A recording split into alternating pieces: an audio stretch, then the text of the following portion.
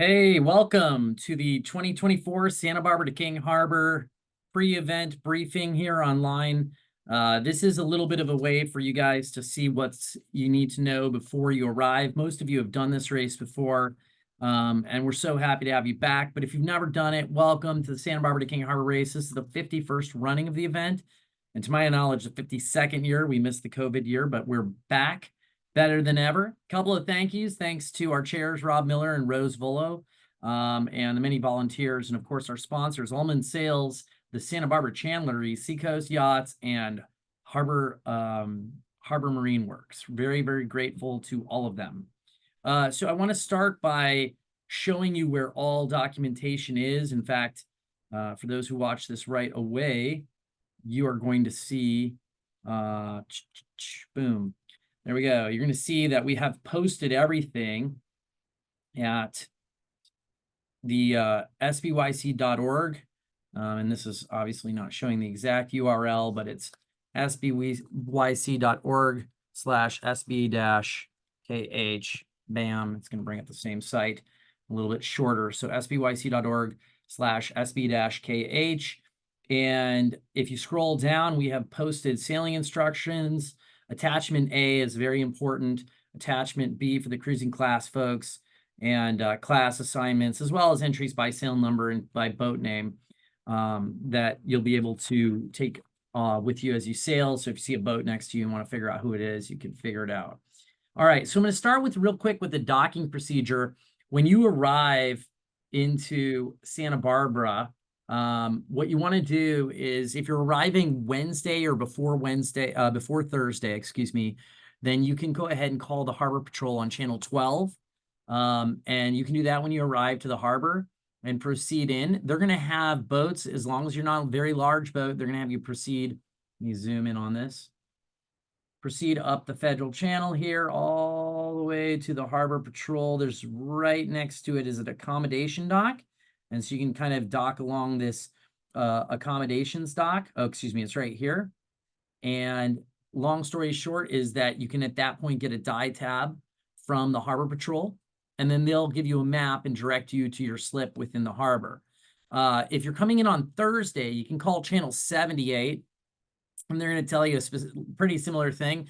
Call the Harbor Patrol on, or go up to the accommodation dock and call them on channel 12, let them know, and you're going to go get your dive tab at the accommodation dock up here at the top of the harbor, and then they're going to send you on your way to your location. If you're coming Thursday, we'll have a bunch of youth sailors running around tying up boats and whatnot, so it'll be nice and easy for you there. Now, if you're a very large vessel, it's possible that the Harbor Patrol will send you directly to your slip, but they do not release slip assignments in advance because they do want you to proceed to the accommodation dock and check in with them. A couple of comments from the Harbor Patrol: when you do get docked, please do not lay electrical cables across the docks or plug into receptacles that are not for a specific slip. Unfortunately, for numerous reasons, we can't plug into electrical stuff if you don't have a slip. So if you're rafting, that means unfortunately there's not going to be electrical plugins for you, and I apologize, but that's just the way that the city's running it. There is, however, free bilge and sewage pump out if you need it. As far as marina gate cards, when you go up to the accommodation dock, don't run up to the Harbor Patrol and get your marina gate card right then and there. That gate card can be used for Marina 1's entrance and the bathrooms in Marina 1 and 2 and 3 for that matter, and 4. But if you don't mind, go to your slip, and then you can walk up and grab your marina gate card so we don't get a ton of boats coming, especially on Thursday, lining up and clogging up the channel as boats are trying to get docked. So on Wednesday and Tuesday, that's fine, but Thursday it's going to be pretty busy. So get your assignment, go to your spot, and then go get your marina gate cards. Keep in mind, though, from Thursday at noon to Friday at noon, the Marina 1 gate entrance will be unlocked, as well as the bathrooms. So you don't really need a gate card. If you do happen to have a gate card or want a gate card, if you have one from previous, you can get it turned on. So just bring your old gate cards with you, and you can do that, or you can buy a new one for $10. That's if you need it and you're going to be here before Thursday at noon, and you need to get into the marina gate entrances. You don't want to wait for somebody to let you in. Alcohol is allowed in the marinas, so you can walk around with alcohol up to the gate. and it is not allowed from that gate to the yacht club gate, but it is allowed within the yacht club premises. So there's this little stretch where you're not technically supposed to have it. I think it's a little more flexible here, but if you walk past this star, which is the Harbor Patrol, and keep going that way with alcohol in your hand, be prepared to get a ticket or stopped by them. They do not let it go past there. So I'd highly recommend that you do not bring alcohol outside of Marina One here or outside of the yacht club. But I suppose if you're walking from here to here and you have it in a red cup or something like that, it's probably not as big a deal, but do not walk past the harbor department. Restrooms and showers. There's one down here, restroom and shower and bathroom, Marina One, as well as here. There are also showers within the yacht club if it's during hours that we're open. As far as parking goes, there is paid parking in this big Harbor Marine lot right here, Harbor, launch ramp area. Lots of parking here. It does cost $20 a day. It's charged in increments, but it maxes out at $20, which is a big hike. It wasn't that expensive before, but now it is. But there's free parking at Pershing Park if you need to park there. We do not have enough parking in the Santa Barbara Yacht Club to allow non-member cars in, unfortunately. So there are no cars let in the Santa Barbara Yacht Club, save for the possibility of dropping off large sales or something like that. So special scenarios. Let's see here. Ice. So we have ice at the corner of the yacht club. Zoom in more here. I guess I can just do a Google map. Okay. At the corner of the yacht club, there is ice. So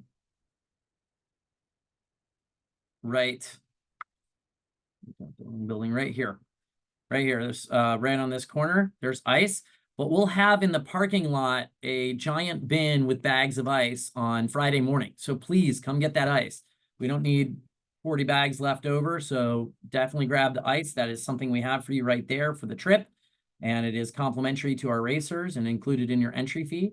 If you couldn't tell from the map before, again, proceeding up the channel to the accommodation dock, which is right here. That is the accommodation dock. The Harbor Patrol is right up this ramp, and there's a stairway that leads up here, and then that's the harbor office right there, immediately next to the Santa Barbara Yacht Club. And of course, here's the entrance to Marina One, and here is the walkway in which you're not supposed to take alcohol. It's good all up there. It's good all here. Do not go past the Harbor Patrol with that alcohol. Okay, hoists. If for some reason somebody needs to hoist out, there is a hoist right here for 2-ton hoist, excuse me. And then there's also, you can see the travel lift there if there was an emergency haul out for a larger vessel. Let's see here. On Thursday, we'll have a real nice dinner here and a party at the yacht club with a band. We're very excited about it. Should be a really fun time.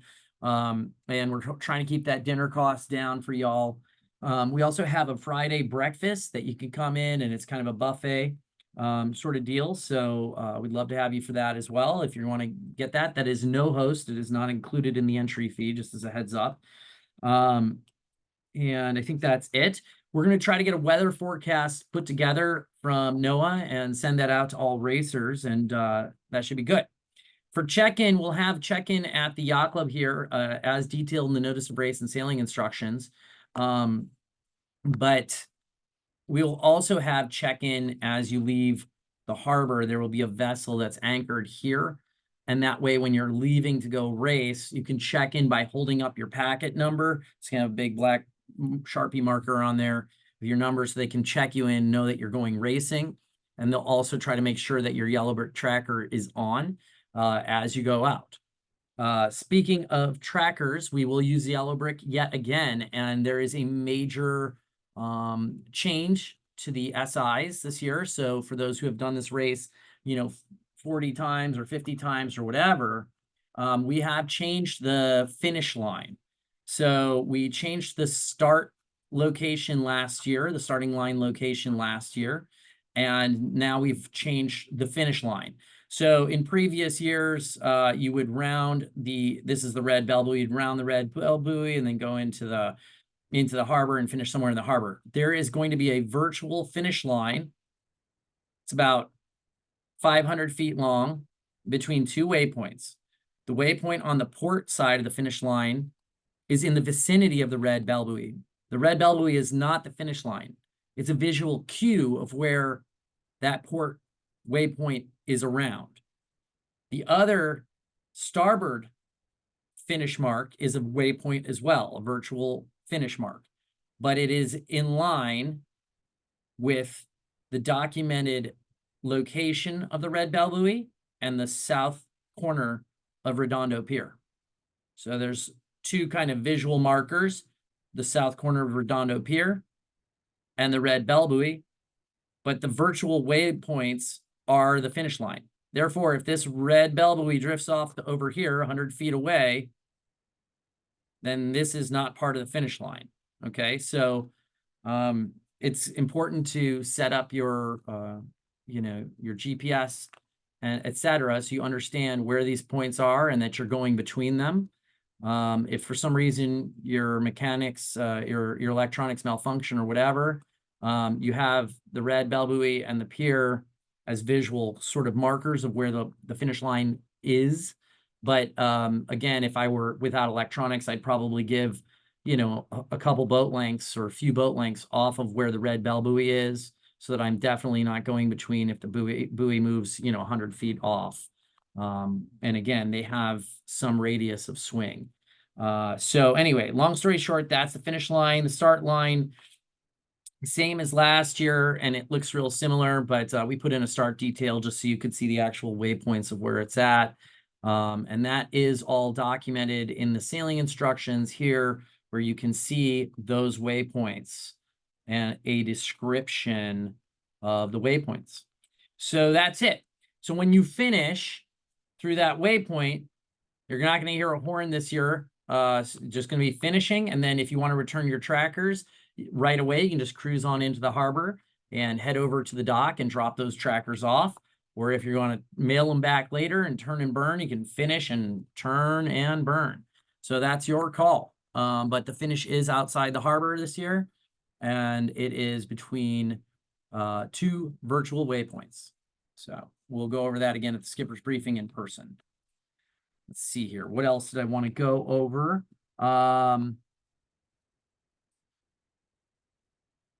I think that's in general it. I do want to point out that we have all the documents posted here. I'll show you attachment A real quick. This has got the actual order of starts. This is very important. If you haven't done this before, this document is extremely important. We don't print it in the sailing instructions. We kind of got to know what the classes are ahead of time. But this shows which start line you're starting on, either port orange line or starboard yellow line. And we have two starts going at one time. Or in the case of the cruising class, they'll be on their own as the last start. Let's see. And then, of course, we've got our class assignments posted. You can take a look at that. And if anything changes on that, we'll post amendments as necessary. I think that's pretty much it. We just want to make sure you understand what to do when you arrive. And we look forward to seeing you. If you have questions, you can get me at racing@sbyc.org. That's my email, racing@sbyc.org. And we look forward to seeing you there. And as a reminder, when you get to King Harbor, it would be easiest if you drop your trackers off. You do need to return them in relatively quickly after the race is complete. That's, I think, all I've got. So we look forward to seeing you all at the 2024 Santa Barbara to King Harbor. Thank you for participating. Thank you for signing up. Thanks for being a part of this race for over 50 years. And we hope you have safe travels up this way and we have a good race. See you all soon.